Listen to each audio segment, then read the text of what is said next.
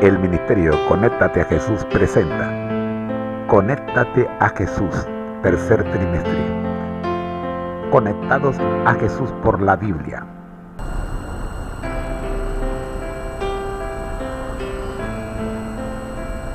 Una producción de Seminarios TISU y Ministerio Conéctate a Jesús. Conectados a Jesús por la Biblia. Un resumen de los temas más importantes de los devocionales del día. Escuchemos. Capítulo 18. Los sacerdotes levitas, es decir, toda la tribu de Leví, no tendrán parte ni heredad en Israel, de las ofrendas quemadas a Jehová, y de la heredad de él comerán. No tendrán pues heredad entre sus hermanos. Jehová es su heredad, como él les ha dicho. Y este será el derecho de los sacerdotes de parte del pueblo, de los que ofrecieren en sacrificio buey o cordero. Darán al sacerdote la espaldilla, las quijadas y el cuajar. Las primicias de tu grano, de tu vino y de tu aceite, y las primicias de la lana de tus ovejas le darás. Porque le ha escogido Jehová tu Dios de entre todas tus tribus, para que esté para administrar en el nombre de Jehová, él y sus hijos para siempre. Y cuando saliere un levita de alguna de tus ciudades de entre todo Israel, donde hubiere vivido, y viniere con todo el deseo de su alma al lugar que Jehová escogiere, ministrará en el nombre de Jehová su Dios como todos sus hermanos los levitas que estuvieren allí delante de Jehová. Igual ración a la de los otros comerá, además de sus patrimonios. Cuando entres a la tierra que Jehová tu Dios te da, no aprenderás a hacer según las abominaciones de aquellas naciones. No sea hallado en ti quien haga pasar a su hijo o a su hija por el fuego, ni quien practique adivinación, ni agorero, ni sortílego, ni hechicero, ni encantador, ni adivino, ni mago, ni quien consulte a los muertos. Porque es abominación para con Jehová cualquiera que hace estas cosas, y por estas abominaciones Jehová tu Dios echa estas naciones de delante de ti. Perfecto serás delante de Jehová tu Dios, porque estas naciones que vas a heredar, a agoreros y a adivinos oyen, mas a ti no te ha permitido esto Jehová tu Dios. Profeta de en medio de ti, de tus hermanos como yo, te levantará Jehová tu Dios. A él oiréis, conforme a todo lo que pediste a Jehová tu Dios en Horeb el día de la asamblea, diciendo, no vuelva yo a oír la voz de Jehová mi Dios, ni vea yo más este gran fuego para que no muera. Y Jehová me dijo, han hablado bien en lo que han dicho. Profeta les levantaré de en medio de sus hermanos como tú, y pondré mis palabras en su boca, y él les hablará todo lo que yo le mandare. Mas a cualquiera que no oyere mis palabras que él hablare en mi nombre, yo le pediré cuenta. El profeta que tuviere la presunción de hablar palabra en mi nombre, a quien yo no le haya mandado hablar, o que hablare en nombre de dioses ajenos, el tal profeta morirá. Y si dijeres en tu corazón, ¿cómo conoceremos la palabra que Jehová nos ha hablado? Si el profeta hablare en nombre de Jehová y no se cumpliere lo que dijo, ni aconteciere, es palabra que Jehová no ha hablado. Con presunción la habló el tal profeta. No tengas temor de él.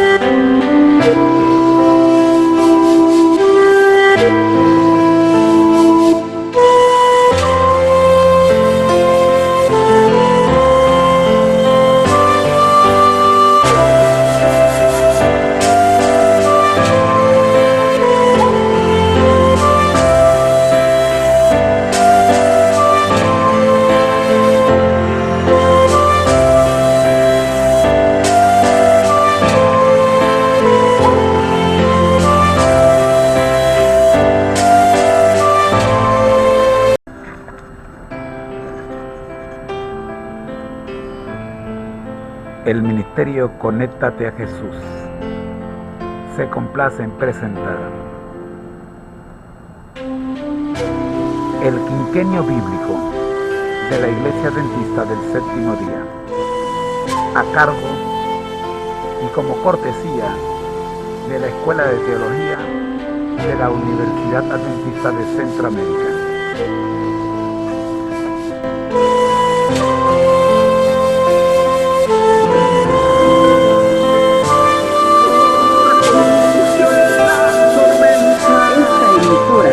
Y la Facultad de Teología de la Universidad Adventista de Centroamérica presentan su programa Creer en sus profetas.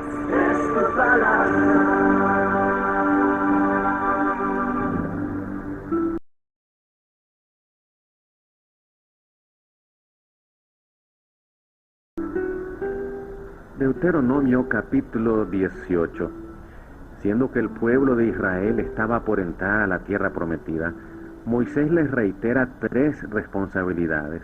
En primer lugar, debían devolver los diezmos y las ofrendas para que los sacerdotes y levitas puedan tener para su sustento. En segundo lugar, no debían practicar las costumbres paganas de los cananeos.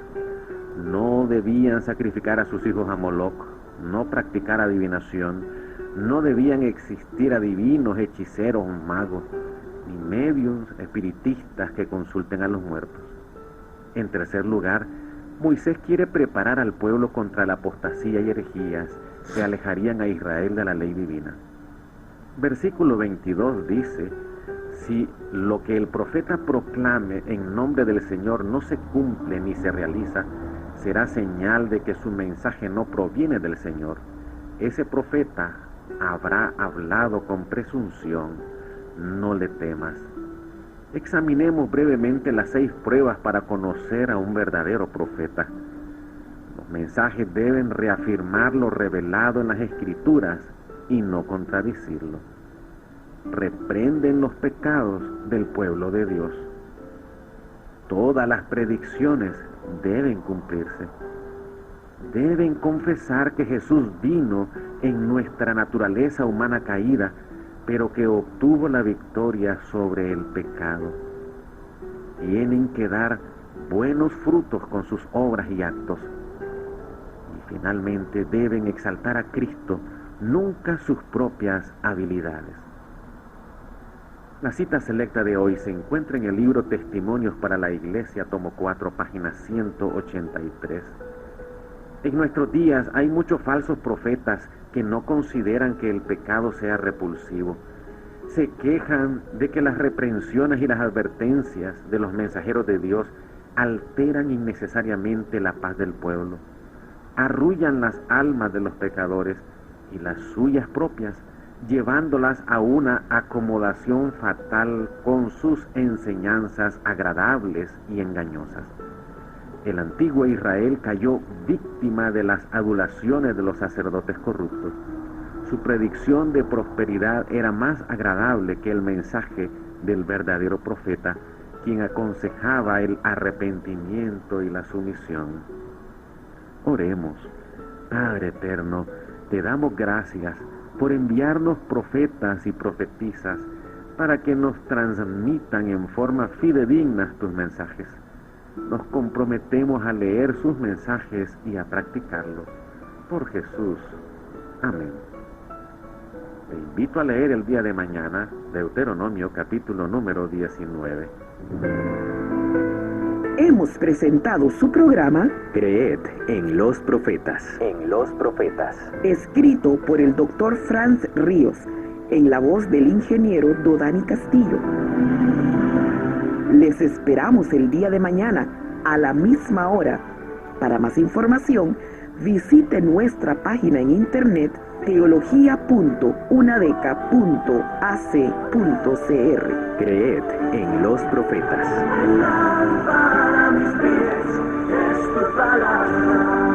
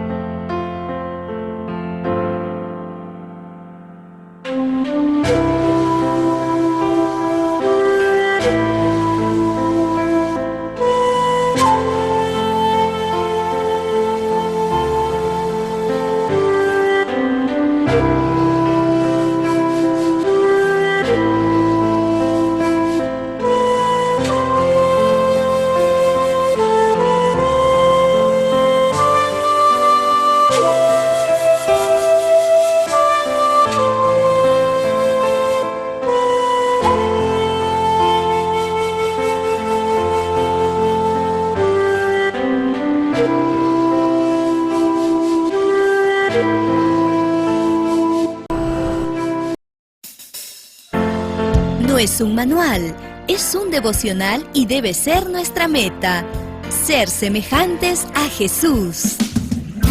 Aquí comenzamos. Bienvenido.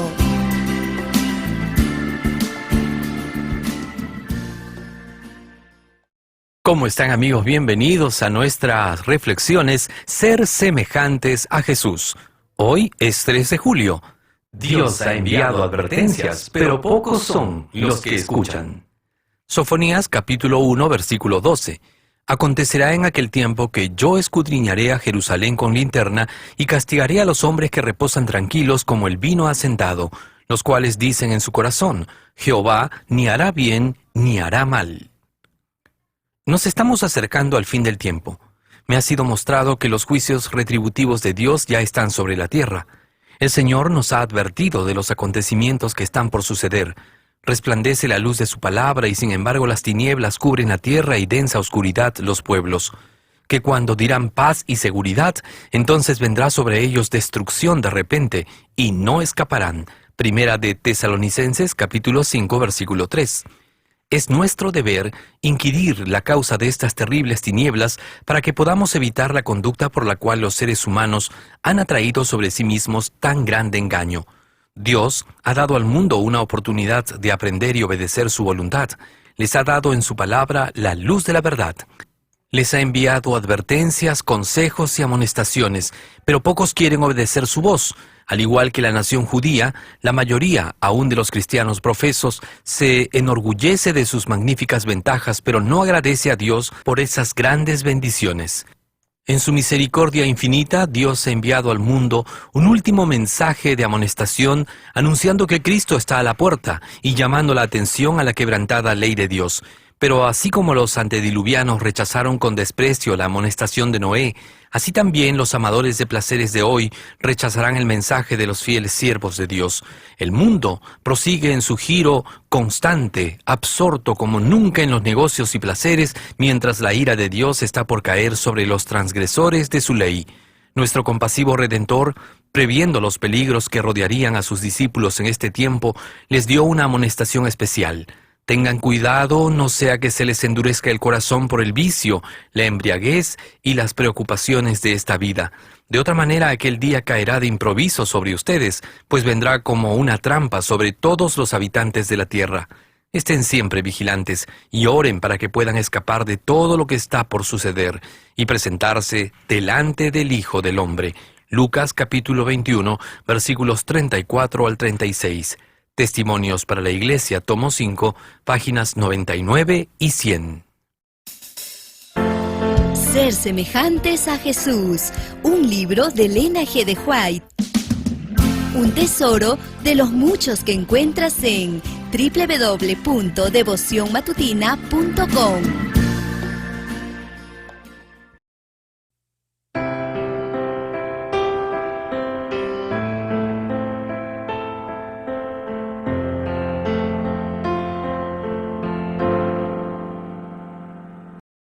La historia de la redención.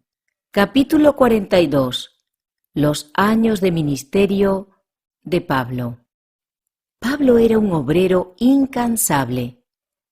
Viajaba constantemente de lugar en lugar, a veces por regiones inhóspitas, otras por mar, en medio de tormentas y tempestades. No permitía que nada le impidiera llevar a cabo su obra. Era el siervo de Dios y debía cumplir su voluntad.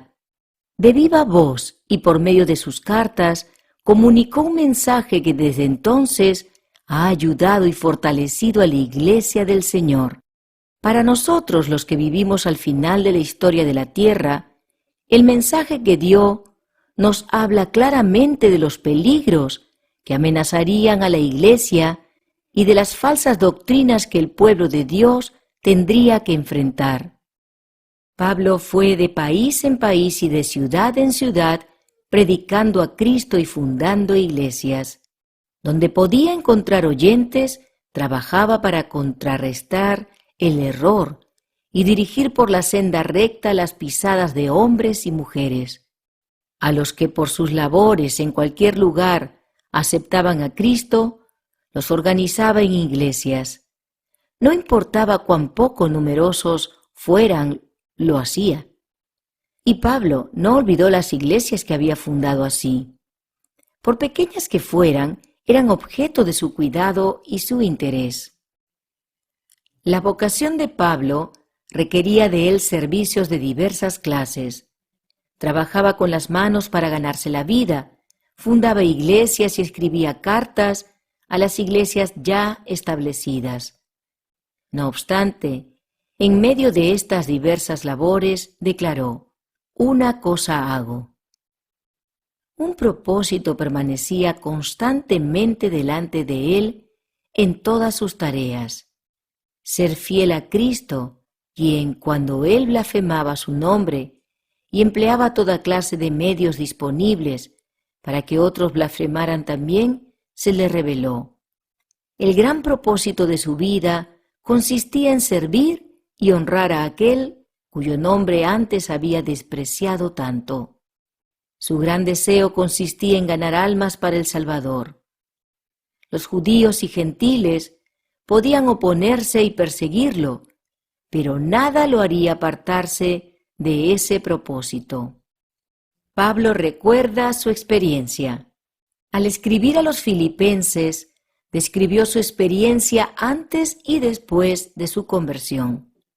Aunque yo tengo también de qué confiar en la carne, si alguno piensa que tiene de qué confiar en la carne, yo más, circuncidado al 8º día, del linaje de Israel, de la tribu de Benjamín, hebreo de hebreos, en cuanto a la ley, fariseo, en cuanto a celo, perseguidor de la iglesia, en cuanto a la iglesia, que es en la ley irreprensible. Después de su conversión, su testimonio fue: «Y ciertamente, aún estimo todas las cosas como pérdida por la excelencia del conocimiento de Cristo Jesús, mi Señor, por amor del cual lo he perdido todo y lo tengo por basura para ganar a Cristo y ser hallado en Él, no teniendo mi propia justicia, que es por la ley, sino la que es por la fe de Cristo, la justicia que hasta ese momento había creído que era tan valiosa, ahora le parecía carente de valor. El anhelo de su alma era, a fin de conocerle y el poder de su resurrección y la participación de sus padecimientos, llegando a ser semejante a él en su muerte, si en alguna manera llegase a la resurrección de entre los muertos. No que lo haya alcanzado ya, ni que ya sea perfecto, sino que prosigo por ver si logro asir aquello para lo cual también fui asido por Cristo Jesús. Hermanos, yo mismo no pretendo haberlo ya alcanzado, pero una cosa hago, olvidando ciertamente lo que queda atrás y extendiéndome a lo que está delante, prosigo a la meta, al premio del supremo llamamiento de Dios en Cristo Jesús. Un obrero capaz de adaptarse. Veámoslo en la celda de Filipos, donde a pesar de que su cuerpo estaba traspasado de dolor, su himno de alabanza interrumpió el silencio de la medianoche. Cuando el terremoto abrió las puertas de la cárcel, nuevamente se escuchó su voz en las palabras llenas de gozo que dirigió al carcelero pagano. No te hagas ningún mal, pues todos estamos aquí. Todos en su sitio, contenidos por la presencia de un compañero de prisiones. El carcelero, convencido de la realidad de la fe que sostenía Pablo, interrogó acerca del camino de la salvación y se unió con toda su familia al grupo de perseguidos discípulos de Cristo.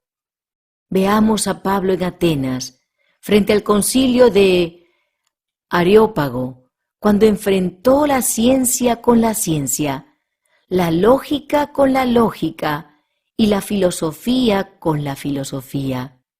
Notemos cómo contacto nacido del amor divino señaló a Jehová como el Dios desconocido que sus oyentes estaban adorando sin saberlo, y con palabras escritas por uno de sus poetas les presentó al Padre, de quien ellos eran hijos. En una época cuando se daba tanto valor a las castas, cuando los derechos del hombre como tal eran totalmente desconocidos, escuchémoslo presentar la gran verdad de la fraternidad humana cuando declaró que Dios de una sangre ha hecho todo el linaje de los hombres para que habiten sobre toda la faz de la tierra. Y a continuación mostró cómo en todo el trato de Dios con los hombres corre como un hilo de oro su propósito de gracia y misericordia, y les ha prefijado el orden de los tiempos y los límites de su habitación para que busquen a Dios, si en alguna manera palpando puedan hallarle, aunque ciertamente no está lejos de cada uno de nosotros.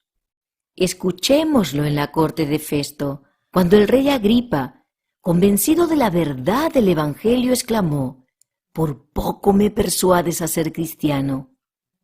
Con qué gentil cortesía respondió Pablo, señalando sus propias cadenas: «Quisiera Dios que por poco, por mucho, no solamente tú, sino también todos los que hoy me oyen, fueseis hechos tales cual yo soy, excepto estas cadenas».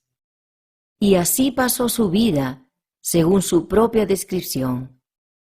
En caminos, muchas veces, en peligros de ríos, peligros de ladrones, peligros de los de mi nación, peligros de los gentiles, peligros en la ciudad, peligros en el desierto, peligros en el mar, peligros entre falsos hermanos, en trabajo y fatiga, en muchos desvelos, en hambre y sed, en muchos ayunos, en frío y en desnudez. Nos maldicen, dijo, y bendecimos. Padecemos persecución y la soportamos. Nos difaman y rogamos, como entristecidos, mas siempre gozosos, como pobres, mas enriqueciendo a muchos, como no teniendo nada, mas poseyéndolo todo. Ministerio en cadenas. Aunque estuvo preso por muchísimo tiempo, el Señor llevó adelante su obra especial por medio de él. Sus cadenas debían ser el medio de diseminar el conocimiento de Cristo para glorificar de este modo a Dios. Al ir de ciudad en ciudad para ser sometido a juicio, su testimonio con respecto a Jesús y a los interesantes incidentes de su propia conversión, que relataba ante reyes y gobernantes, los dejaba sin excusa con respecto a Jesús. Miles y miles creyeron en el Señor y se regocijaron en su nombre. Vi que el propósito especial de Dios se cumplió en el viaje que Pablo hizo por mar. Era su plan que la tripulación del barco pudiera presenciar el poder de Dios manifestado por medio del apóstol, y que los paganos también oyeran el nombre de Jesús, y que muchos se convirtieran por las enseñanzas del discípulo y al presenciar los milagros que llevó a cabo. Los reyes y gobernantes se sentían encantados por sus razonamientos, y cuando con celo y con el poder del Espíritu Santo predicaba a Jesús y relataba los acontecimientos interesantes de su propia experiencia, la convicción se apoderaba de ellos de que Jesús era el Hijo de Dios.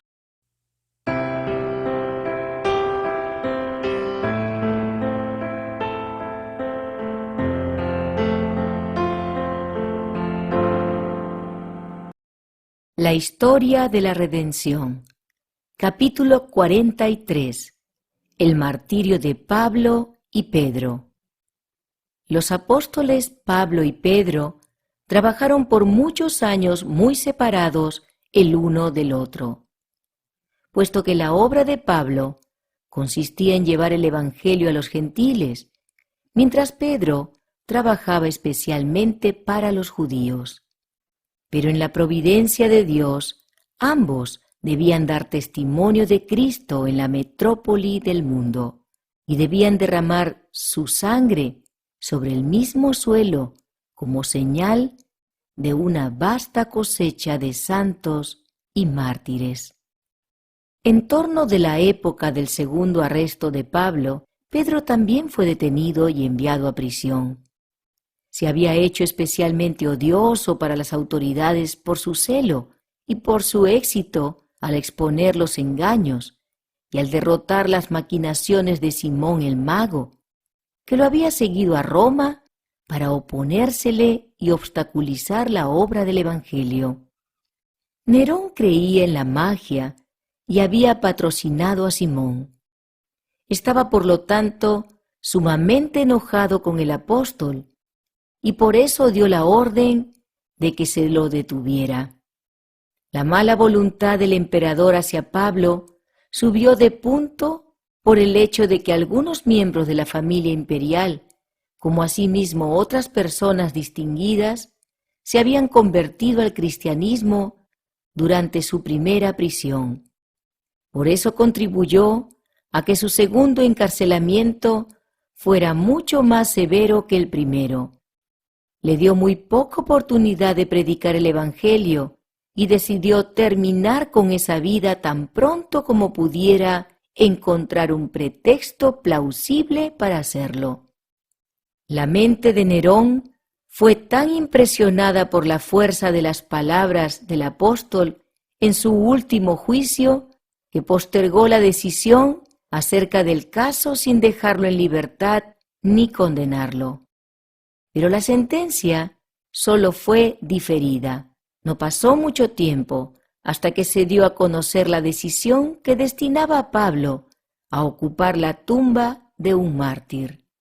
Puesto que era ciudadano romano, no podía ser sujeto a tortura y por lo tanto se lo sentenció a ser decapitado. Pedro, judío y extranjero, fue condenado a ser azotado y crucificado. Mientras esperaba su temible muerte, el apóstol recordó su gran pecado al negar a Jesús en la hora de su prueba, y su único pensamiento era que no era digno del inmenso honor de morir tal como murió su maestro. Se había arrepentido sinceramente de su pecado, y Cristo se lo había perdonado, lo que queda de manifiesto por la importante comisión que le dio de alimentar a las ovejas y los corderos del rebaño. Pero él mismo nunca se pudo perdonar, ni siquiera el pensamiento de las agonías de la última terrible escena podían aminorar la amargura de su pesar y su arrepentimiento. Como un último favor, solicitó a sus verdugos que lo clavaran en la cruz cabeza abajo. Se le concedió lo que pedía, y así murió el gran apóstol Pedro. El último testimonio de Pablo. Pablo fue conducido en privado al lugar de su ejecución. Sus perseguidores, alarmados por la amplitud de su influencia, temían que algunos pudieran convertirse al cristianismo, aún como resultado de la escena de su muerte. Por eso se permitió a muy pocos espectadores que estuvieran presentes. Pero los endurecidos soldados, destacados para asistirlo, escucharon sus palabras y con asombro vieron que manifestaba alegría y hasta gozo frente a semejante muerte. Su actitud de perdón hacia sus asesinos y de invariable confianza en Cristo hasta el mismo fin fueron un sabor de vida para algunos de los que fueron testigos de su martirio. Más de uno aceptó después al Salvador que Pablo predicaba, e impávidamente selló su fe con su propia sangre. La vida de Pablo, hasta su última hora, da testimonio de la verdad de sus palabras que aparecen en la segunda epístola a los Corintios. Porque Dios, que mandó que de las tinieblas resplandeciese la luz, es el que resplandeció en nuestros corazones para iluminación del conocimiento de la gloria de Dios en la faz de Jesucristo. Pero tenemos este tesoro en vasos de barro, para que la excelencia del poder sea de Dios y no de nosotros, que estamos atribulados en todo, mas no angustiados, en apuros, mas no desesperados, perseguidos, mas no desamparados, derribados, pero no destruidos, llevando en el cuerpo siempre, por todas partes, la muerte de Jesús, para que también la vida de Jesús se manifieste en nuestros cuerpos. Su suficiencia no residía en sí mismo, sino en la presencia y en la actividad del Espíritu Divino, que llenaba su alma y que ponía todo pensamiento en sujeción a la voluntad de Cristo. El hecho de que su propia vida ejemplificaba la verdad que proclamaba proporcionó un poder convincente tanto a su predicación como a su apariencia personal. Dice el profeta: tú guardarás en completa paz a aquel cuyo pensamiento en ti persevera, porque en ti ha confiado. Esta paz celestial, manifestada en su rostro, ganó a muchas almas para el Evangelio. El apóstol contemplaba el gran más allá, no con incertidumbre o temor, sino con gozosa esperanza y anhelante expectación. Mientras estaba de pie en el lugar de su martirio, no vio el resplandor de la espada del verdugo, ni la verde tierra que pronto recibiría su sangre. A través del apacible azul de ese día de verano, contempló el trono del Eterno. Sus palabras fueron: oh Señor, tú eres mi consuelo y mi porción. ¿Cuándo estaré en tus brazos? ¿Cuándo te contemplaré yo mismo, sin velo oscurecedor que nos separe? Pablo llevaba consigo durante su vida en la tierra la misma atmósfera del cielo. Todos los que se relacionaban con él experimentaban la influencia de su contacto con Cristo y su comunión con los ángeles. En esto reside el poder de la verdad, la influencia espontánea e inconsciente de una vida santa. Es el sermón más convincente que se puede predicar en favor del cristianismo. Los argumentos, aunque sean incontestables, pueden provocar solo oposición, pero un ejemplo piadoso tiene un poder que es imposible resistir del todo. Mientras el apóstol perdía de vista sus propios sufrimientos inmediatos, sentía una profunda preocupación por los discípulos a quienes dejaría para que hicieran frente al prejuicio, el odio y la persecución. Al tratar de fortalecer y animar a los pocos cristianos que lo acompañaron al lugar de su ejecución, les repitió las sumamente preciosas promesas que se dan a los que son perseguidos por causa de la justicia. Les aseguró que nada dejaría de cumplirse de todo lo que el Señor ha dicho con respecto a los que son probados y son fieles. Se levantarán y resplandecerán, porque la luz del Señor aparecerá sobre ellos. Se revestirán de hermosas vestiduras cuando se revele la gloria de Jehová. Por un poco de tiempo podrán pasar por dificultades provocadas por numerosas tentaciones.